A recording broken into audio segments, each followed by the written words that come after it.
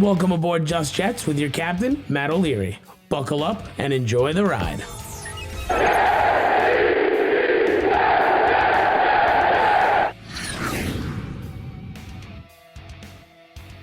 Hello and welcome to Just Jets episode number 130. What's going on? I am Matt O'Leary, back with another episode. Today we're going to talk about George Fant moving back over to the right side of the offensive line and what that means. We're going to get into your voicemails, your concerns with Zach Wilson, or just my own concerns with Zach Wilson. We'll do some takeaways from the first preseason game, all that fun stuff. But before we get started, you know the drill. If you haven't heard already, it's smooth sack summer. When you're playing in the summer sun, make sure you're escaped from pubes to bum. That's right. This is the summer to keep your balls cool while still looking hot with Manscaped. The leader in below the belt grooming is making sure we all have a ball this summer. Get it? A ball this summer by giving our pants partners everything they need to stay fresh. Dive head first into smooth sack summer by going to manscaped.com for 20% off and free shipping with my promo code JETS20, JETS20. Keep your sack smooth for ball sack summer. All right, let's hop into today's episode 130. Can't believe we're at 130 already, by the way. George Fant is moving from the left side to the right side. And what does that mean for him? Well, a couple of things. One, it's got to be a little bit annoying for him because he was a very good left tackle last year after Mekhi Becton goes down. He starts at left tackle and was great. 1 sack allowed, 4 penalties, only 18 pressures allowed. Like a really stellar season for him at left tackle, by far the best of his career. Now, if you're wondering how he did in 2020, he allowed 3 sacks, 33 pressures, and 2 penalties. He wasn't as good, obviously, but he wasn't a liability at right tackle. He actually, I would say even in 2020, like 2021 obviously was the year of George Fant, but in 2020, I thought he was fine. He even exceeded my expectations. He stepped in and played left tackle a little bit when Mekhi was banged up. And then obviously in all of 2021, he played left tackle and was tremendous. I'm not really all that concerned with him moving back to right tackle in the grand scheme of things. And what I mean by that is I think he'll be fine. For comparison, Greg Van Roten was playing right guard when George Fant was playing right tackle. Now you have Elijah Vera-Tucker, and that should help things. And the 2020 offensive line was not nearly as good as the 2021 New York Jets offensive line and what the 2022 offensive line is going to look like. So I think that's really going to make a big difference. And I mean, it makes sense. Dwayne Brown's been a left tackle his entire career. He's 37 years old. Was a Pro Bowler last year. Are you really going to move him? That doesn't make a whole lot of sense, I guess. And I get it. And for Fant, he's looking to get a new contract. That's one of his things. He is on an expiring deal, and I think it would be wise for the Jets to extend him, but you're not going to get paid the same. So he's got to be frustrated, and maybe an agreement doesn't come to fruition here with the New York Jets and George Fant because he don't want to play right tackle. I think he's made it pretty clear he wants to play left tackle, and he's not going to this year, but it doesn't matter. In order for the Jets to have their best unit out there, their best guys, it's Dwayne Brown at left tackle and it's George Fant at right tackle. And we didn't see Dwayne Brown or George Fant in the first preseason game. Not great. The offensive line didn't look too good in the first preseason game. I don't know if you watched, but it was Chuma Doga at left tackle and Max Mitchell at right tackle. And it wasn't great. But on top of that, too, the interior of the offensive line, I thought, got pushed around a little bit. And that's going to be the starters. And hopefully, with the tackles coming back, that'll be an added bonus. But,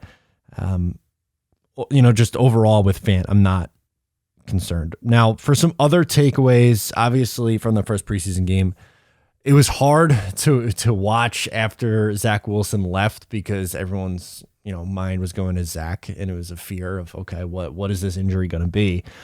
But looking at some of the other guys on the roster, I'll give you a couple who stood out in positives. We'll do positives today. Why not? We might as well stay positive on both sides of the ball. Number one, Garrett Wilson, I thought looked like a very, very crisp route runner. I was extremely impressed with him.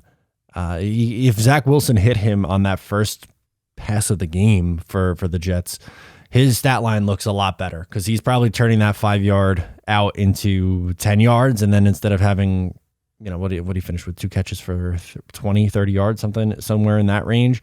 It's 3 catches and now pushing 40, 50 yards, which is obviously a lot nicer of a stat line there.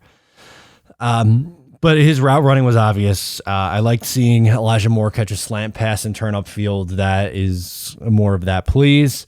Also, really all the tight ends. Tyler Conklin, I think, is going to be a real treat to watch on third down the whole time, but he's going to be a favorite target on third down and for good reason. I thought Jeremy Rucker, obviously he scored a touchdown, great moment for him, but I'm thrilled with him. He looks good as a run blocker, which is not surprising. And this is someone who I think can develop into a nice player here. And honestly, got to give credit to Lawrence Cager, man.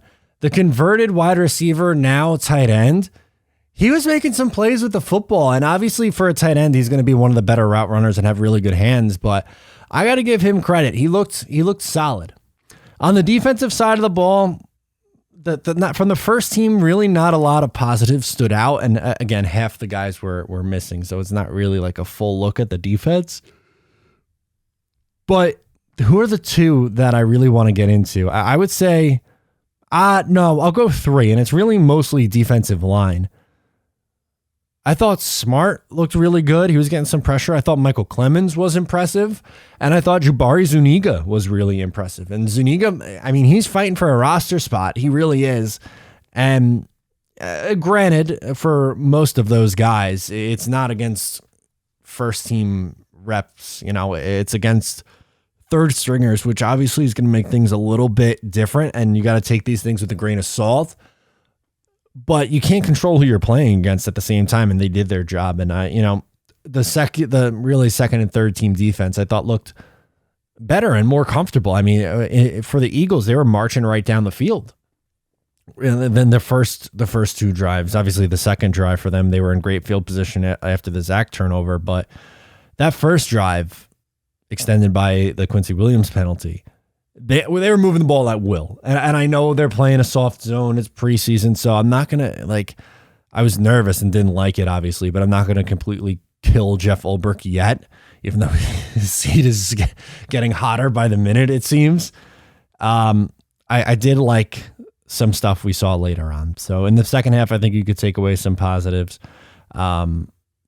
But overall, a lot of it was worrying about Zach, and thankfully it's a 2 to 4 week window that you're looking out for Zach Wilson, as we all know. So without further ado, we'll hop into the voicemails now. We have a lot to get into. We're inching closer. We have a first look at the preseason, and now we are inching even closer to the regular season. So I'm excited. Let's get into it. First up, we have James. James, thanks for calling in. We're going to get into a couple different things, including Mekhi Becton. All right, let's do it. Yeah, Matt, just checking out your podcast here. First time caller. These people dancing on Mekhi Becton's grave are just not getting the point. Maybe the guy genuinely has a bad knee in his body, was geared for football one time and maybe not for the pros. What are you going to do? Anyway, more pressing issues. I go all the way back to Joe Walton. I'm 55. You're a hell of a lot younger than I am. I'm just looking for the Jets to win a Super Bowl and put together a decent offensive line to protect our young quarterback. This people cashing in receipts, that's the most ridiculous thing I've ever heard in my life, okay? My name is James. I'm season ticket holder for about 4 years until COVID hit, and then we just got rid of him. Anyway, James, 201. Oh, we're not going to put your number out there. But thank you for calling in, James. It was tough. There were a lot of fans who were like, see, I told you so with the Beck. I was like, I don't know. That's just weird to me. And you're damn right, man. I would love to see the Jets win a Super Bowl, obviously, as a huge Jet fans. We all would, but it's been bad for so long that I just want any kind of positive that we could start hanging our hat on because, you know, a lot of people love to do the same old Jets gimmick, but for the first 15 years of my life, the team was actually really good. They went to 3 AFC title games in my first 15 years, and obviously they didn't win a Super Bowl, and that's the ultimate goal, but it could have been a lot worse. The late 90s, early 2000s, up until 2010, 11 range. Obviously, we know how 2011 ended. Not good, but there were a lot of other teams that were way, way, way worse off than the Jets when I was growing up watching football. The Lions were hopeless. The Browns were pretty much hopeless.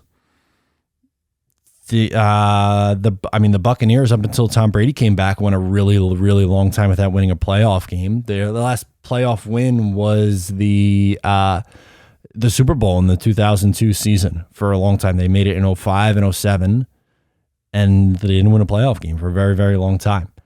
The Raiders, for most of my life, have been awful.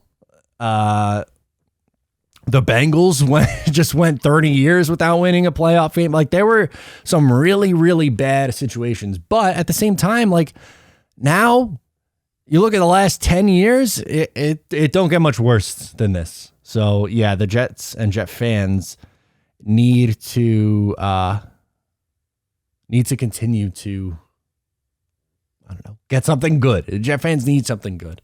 Let's do Joe up next. Thanks again, James. Joe is calling in from Chicago. Ooh, it was just in Chicago. Nice city. Let's hear it. Matt, Joe calling from Chicago. Hey, the Jets need to get this right.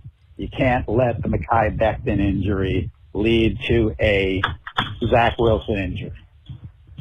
You got to sacrifice. Sometimes we've won trades like the Jamal Adams trade and the Chris Herndon trade and the Sam Darnold trade, and here we have to be willing to lose a trade to get what we need. And if we have to give up a second-round pick to get somebody's good offensive tackle that is a really good backup offensive tackle, not a 37-year-old offensive tackle. We need the 37-year-old offensive tackle, Dwayne Brown, to be a backup for us, not a starter. We need a good tackle. If we got to trade Jeremy Ruckert to somebody who likes him, we have lots of tight ends. If we need to trade a defensive end, and I mean even Jermaine Johnson, we cannot let the Mekhi Becton injury lead to the Zach Wilson injury. I'm almost old enough to remember Super Bowl III. I've seen it all with the Jets. We know what can go wrong. This needs to be done right, not put 2 Band-Aids at right tackle or left tackle and let Zach Wilson get injured again, and let's not forget that he got hurt last year, so let's not start him on continuous knee surgeries. It's ridiculous. We need to sacrifice something. Sometimes in chess, you got to sacrifice your queen to save your king, and that's what the Jets need to do now. It's our turn to overpay. That's what the Jets need to do. They need somebody good. They don't need a Band-Aid. Thanks for listening. I can't say that I agree with you here. And obviously, like, look, the injury happened with Zach Wilson. This call came in before that injury, which is ironic here. But the injury was because of Zach not running out of bounds and trying to do too much. I don't blame the offensive line for that injury. This guy's Dwayne Brown. Yeah, he's 37. He's a 5-time Pro Bowler and an All-Pro in his career. He's a Pro Bowler last year. And he also plays a lot, which matters. He played 17 games last year, 16 games the year before that. We went over last week some of his numbers with the sacks being a little bit high in 2021.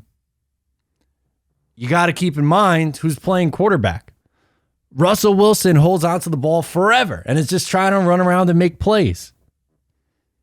But in 2020, a 35-year-old Dwayne Brown, he wasn't a Pro Bowler, but I think 2020 Dwayne Brown, you can make the case, was at his peak, best ever in his career. And that was someone who, again, was at one time an All-Pro. They needed a quality starter, and that's what they got. Dwayne Brown's a good player. Is he a long-term answer beyond this year?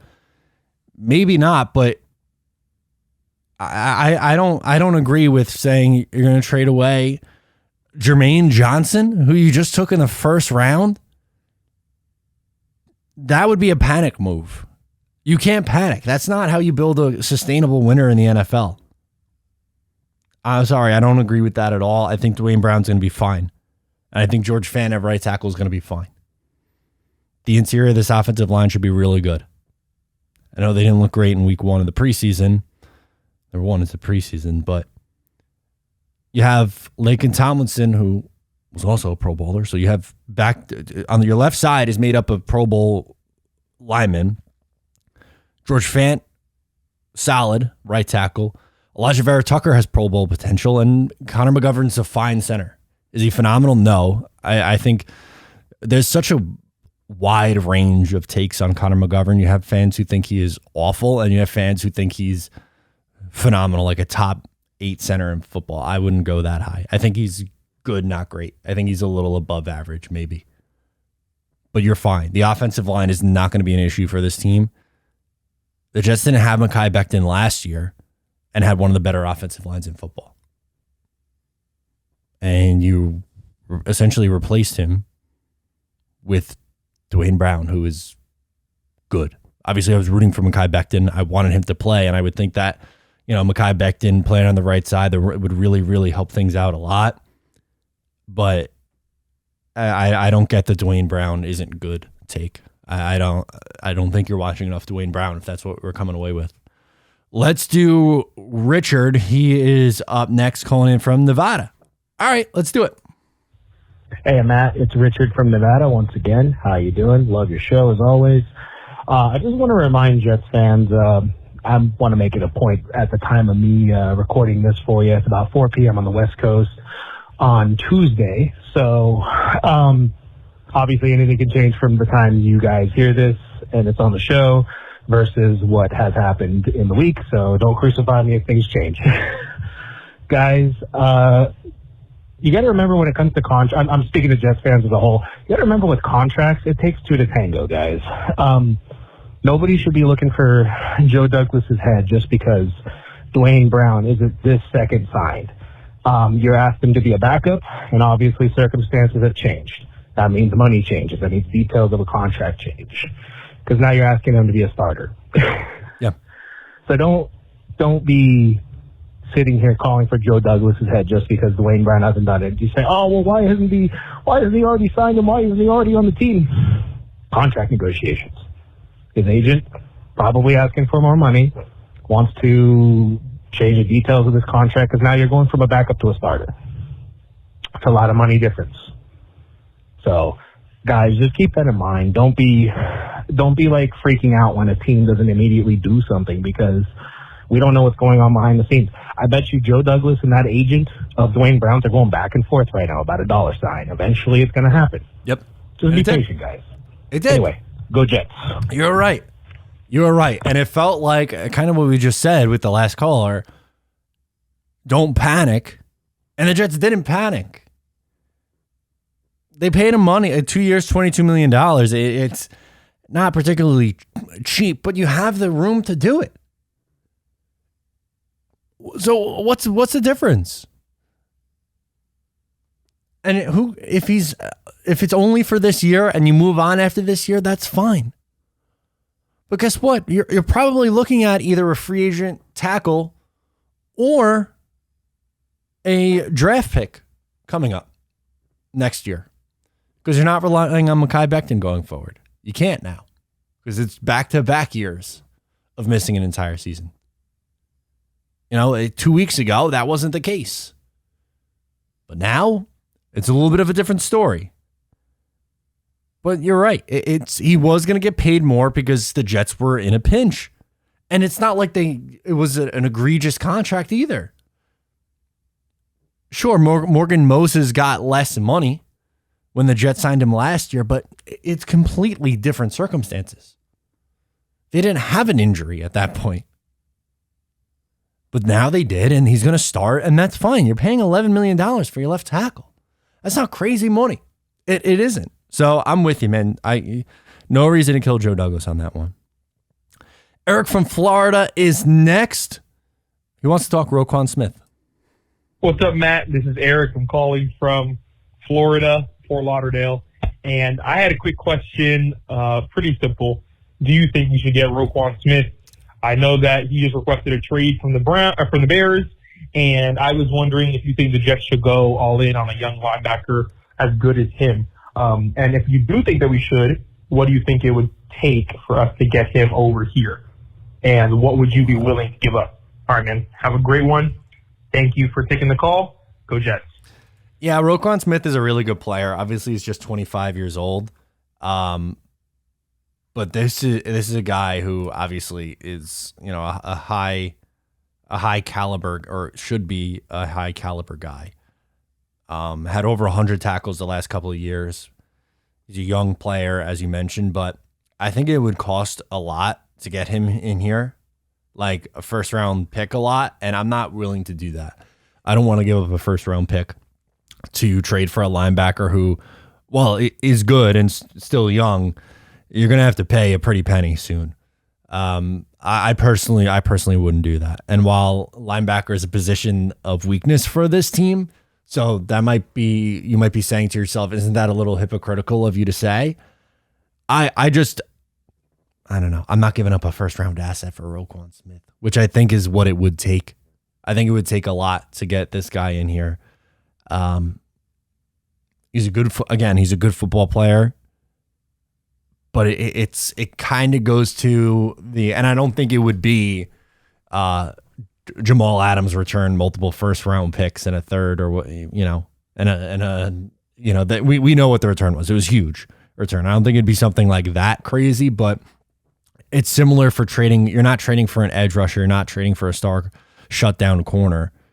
You're trading for an off-ball linebacker, which I don't know. I don't think I would be lining myself up to give up major draft capital and then major money in a contract for that position for this team. I don't think they're in a good spot to do that. Again, is he a good player? Yes. I'm not going to sit here and argue with you and say that he's not a good football player, because he is, but that's not a move that I think the Jets should be in on. I think a more contending team would try to make a move like that. Maybe like a Baltimore, who could use some linebacker help. Maybe that would make a little bit more sense, but I don't think a team like the Jets should, give up the picks to do something like that. We're going to do, who is next? Jay from Maryland. Okay, let's do preseason week 1 thoughts. All right, cool. Hey, Matt, this is Jay from Maryland. Sorry, I kind of went on a little long last time. I'll try to keep it a little short. You're good. But I just sort of wanted to give you my players of the week from the first preseason game, one from offense, one from defense. And I'm going to kind of exclude quarterbacks because I feel like kind of a cop-out, boring answer. And I wanted to get your thoughts on what you think. So for my offensive player of the week, I have Max Mitchell, the rookie offensive tackle. And that guy, for a 4th round pick, he played his ass off, man. I mean, I feel like he got beat maybe once in pass protection. It didn't result in a sack or a hurry or anything. So, that's fine, but solid in pass protection, and his run blocking is outstanding, man. He pretty much did what you expect him to. He got to the second level consistently. He was taking linebackers out of the plays. He was combo blocking with perfect technique. I mean, it was a beauty to watch, and he gets me excited for the future. Don't really work out with Becton and Fant going forward. For my defensive player of the week, I have Michael Clemens, and man, that dude went off last game. I think he was in the backfield maybe like 5 times total, rushing from the outside, the inside. It didn't matter. He just won.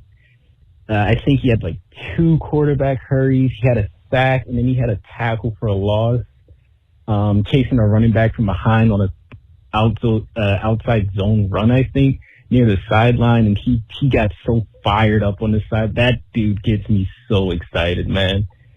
If he continues to play like this, I can see him getting like heavy usage come regular season in our rotation. And oh man, he played so well last game. He gets me excited.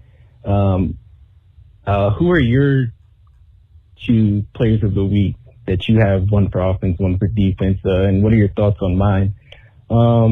Keep up the good work, Matt. That's all I have for you, and keep being awesome. Thank you, man. Much appreciated. I'm going to go a little bit of a different area for offense.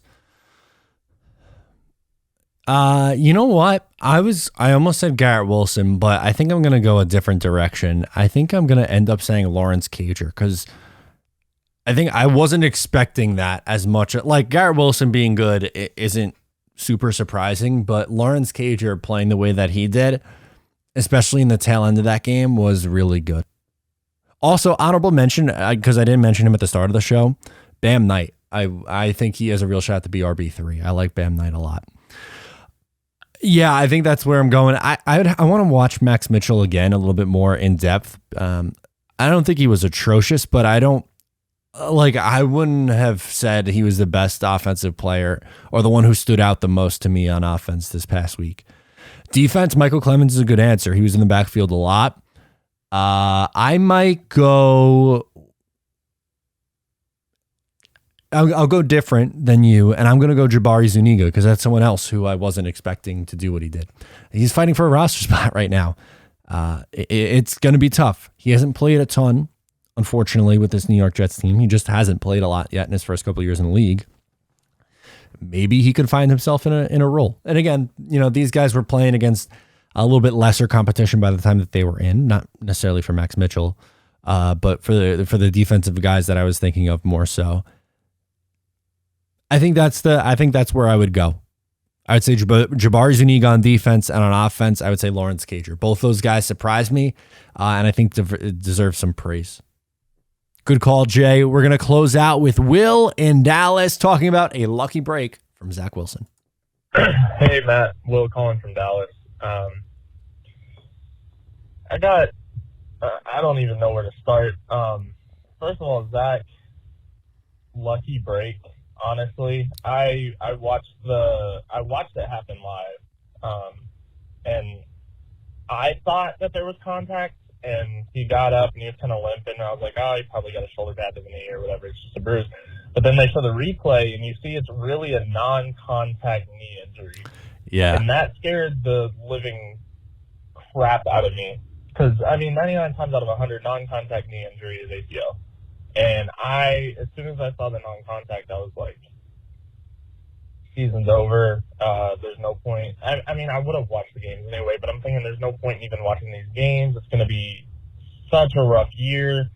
Because I remember how difficult it was to watch Joe Flacco walk out there and play quarterback at 45 years old or whatever he is. I know he's like 30, but it was just disheartening. But is it a big deal that if he misses week 1? Because in my mind it is.